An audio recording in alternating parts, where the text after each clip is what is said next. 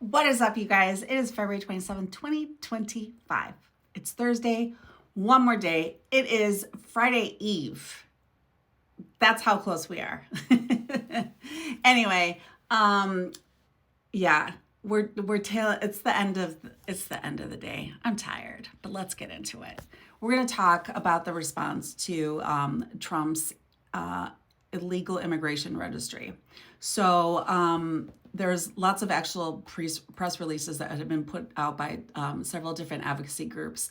This one in particular is the American Immigration Council. So I'm gonna go over that with you guys. So it reads. Washington, February 26, 2025. A new registration requirement announced by the Trump administration targeting certain categories of immigrants jeopardizes the freedom and rights of millions of Americans, as it may require many to always carry identification documents with them to prove that they are not deportable. A new analysis by the American Immigration Council breaks down who the registration process will affect and how it creates show me your papers requirement that could have widespread implications for many U.S. citizens and people that are actually here lawfully. We're already seeing that. We've already had a lot of actual citizens that are impersonating law enforcement, which is against the law. So, basically, there was one incident, I believe in one of the Carolinas, where a person was impersonating an ICE officer and took the person's keys, took the person that he accused of being an immigrant, he took their keys out of the car. He ended up going to jail and having to post a $250,000 bond because what he did was completely illegal and considered kidnapping. It is nuts out there, you guys. So the White House is reanimating a World War II era provision of immigration law that will require certain categories of non-citizens to register and be fingerprinted by the federal government. Those who do not will be subject to criminal prosecution. As the council details in its new analysis, many groups of people who are undocumented, including those in removal proceedings, those admitted in the country under parole, and those with work permits, among others, will be considered registered. However, many other undocumented people, including those who've entered without inspection and have had no contact with the federal government during their years living in the United States, so those that we consider to be living in the shadows, will be subject to this requirement. The new policy raises the possibility that even those already registered may be arrested and prosecuted for failing to carry the right documents with them at all times or failing to provide it to law enforcement when asked. This policy affects anyone perceived to be an immigrant. It creates an America wherein non-citizens and citizens alike may have to carry their identity documents on them at any time that they leave their house and be prepared to show them to law enforcement on demand at risk of being arrested. It is an invocation for abuse. This opens the door for law enforcement to harass any and all Americans based on their accent, their skin tone, or the spelling of their name. That's not a path for fixing our broken immigration system. That's a path towards a police state, said Jeremy Robbins, executive director of the American Immigration Council. This is so true. If you really think about it, you're going to be in a situation, granted, we have to carry around our driver's license if we're driving, right? But if we're walking down the street, we're shopping in a store, we're in a park with our families, that means a law enforcement officer, regardless of who you are, can ask you. Imagine living in that kind of situation all the time, even if you weren't an immigrant. You just look like one. Or don't even look like one, and you're considered to have done something illegal, even just walking down the street. So that's a really good point. I know that even though I'm lighter skinned, I am Latina, first generation here in the United States, parents of immigrants. My two of my children look Latino, and my other daughter is light skinned and has very light eyes.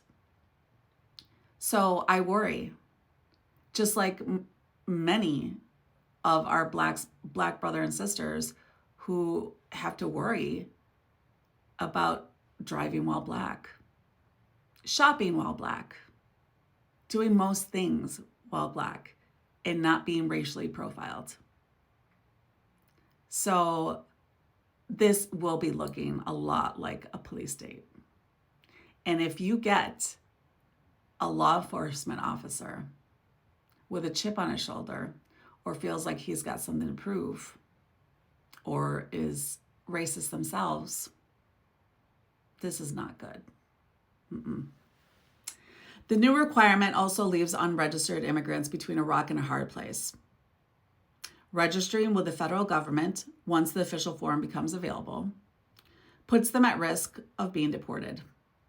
Not registering puts them at risk of criminal prosecution if they are stopped by law enforcement at a later point.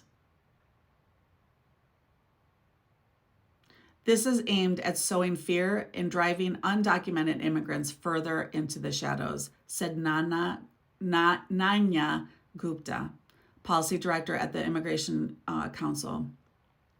Policies that indiscriminately target and harass immigrants come at an immense cost for all Americans. Right now, Congress is considering an unprecedented amount of funding to expand detention and deportation, while cutting the services that keep Americans healthy and free from hunger. We need balanced solutions that protect families, not mass deportation. Good point. Here's another one. This was actually a couple quotes from Heidi Altman. She's the vice president of policy at the National Immigration Law Center. She issued the following statement in response to Trump's administration announcement that it will require undocumented immigrants to register with the federal government or face criminal penalties. Quote, the Trump administration's registry announcement harkens back to shameful episodes in U.S. history of government-sanctioned discrimination against immigrants and people of color.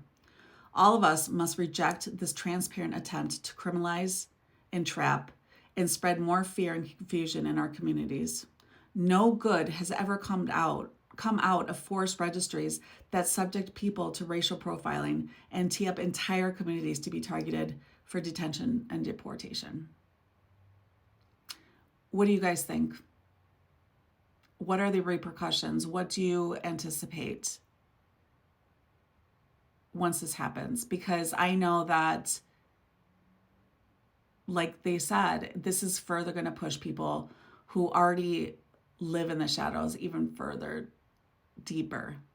But in that, so much more can happen. Like I said, issues of domestic violence, abuse, any of those things will go unchallenged and unreported for fear of deportation. Kids not going to school,